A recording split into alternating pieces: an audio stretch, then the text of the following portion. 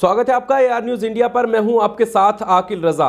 कर्नाटक की चुनावी तारीखों का ऐलान हो चुका है। दोस्तों, कर्नाटक की चुनावी तारीखों के ऐलान के साथ साथ भारतीय जनता पार्टी के लिए बुरी खबर है। जो ताजा सर्वे आया है उसमें कर्नाटक में भारतीय जनता पार्टी का सुपड़ा साफ होता हुआ दिखाई दे रहा है और पूर्ण बहुमत से कांग्रेस सरकार बना रही है।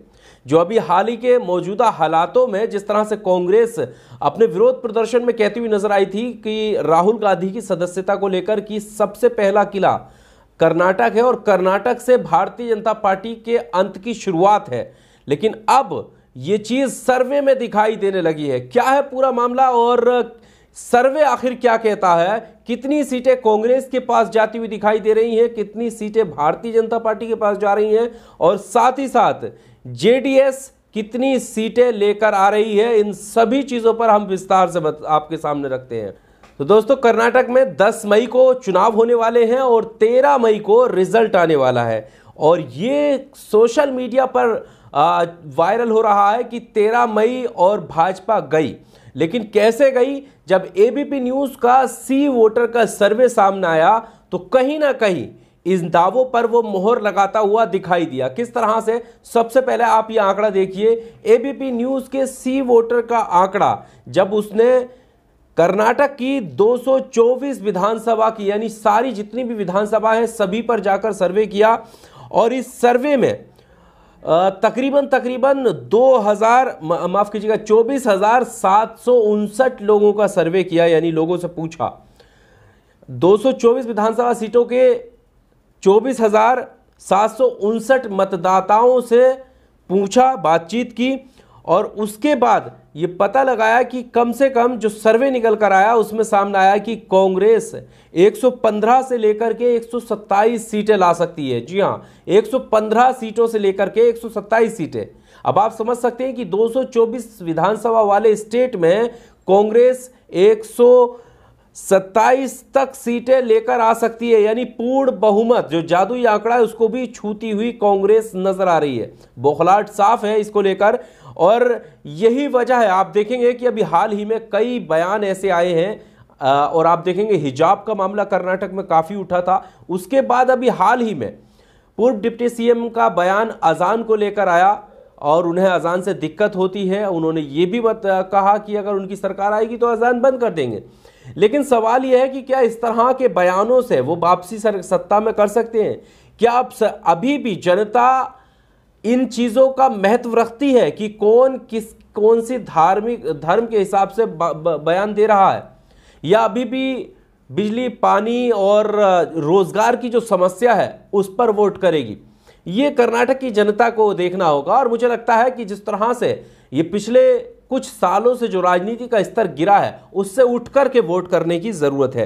तो 115 से 127 सीटें कांग्रेस लेकर आ रही है, ऐसा एबीपी न्यूज का सर्वे बता रहा है और 40% तक वोट कांग्रेस के पाले में जाते हुए दिखाई दे रहे हैं। अब हम भारतीय जनता पार्टी की बात कर लेते हैं।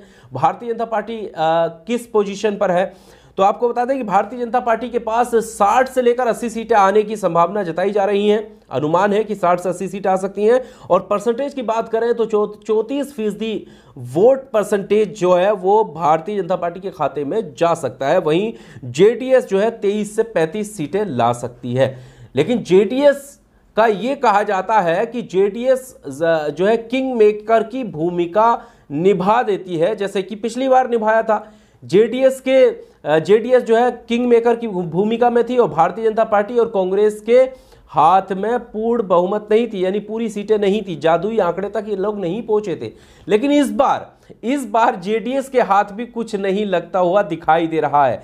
अनुमान ये कह रहे हैं कि कांग्रेस पूर्ण बहुमत से सरकार बनाती हुई कर्नाटक में दिखाई दे रही है और यही वजह है कि सोशल मीडिया पर लगातार इस बात की चर्चा हो रही है कि क्या 13 मई और कर्नाटक से भारतीय जनता पार्टी गई।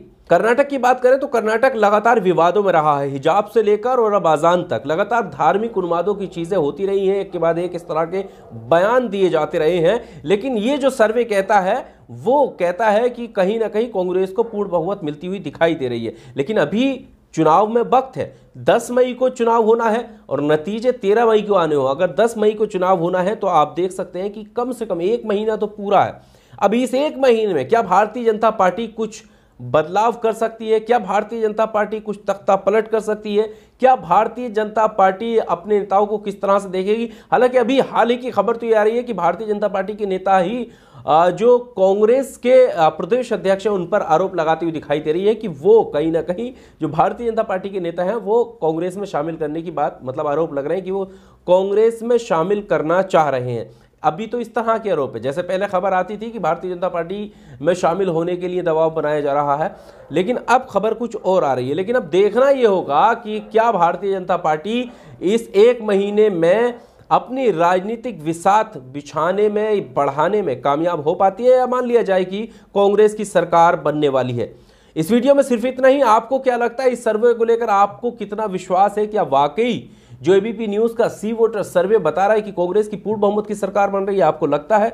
अगर आपको लगता है कि नहीं, भारतीय जनता पार्टी फिर से पलटवार कर सकती है और दोबारा सत्ता में आ सकती है। साथ ही साथ आपको यह भी बता दें कि जिस तरह से कर्नाटक का भी रहा है कि वापसी करना किसी भी सरकार के लिए बहुत मुश्किल होता है, और इसी की तर्ज पर आगे भी कर्नाटक के वोटरों ने अनुमानों में इशारा कर दिया है। इस वीडियो में सिर्फ इतना ही। इसी तरह के लेटेस्ट सर्वे और लेटेस्ट अपडेट न्यूज देखने के लिए AR न्यूज इंडिया को सब्सक्राइब जरूर कीजिएगा दोस्तों।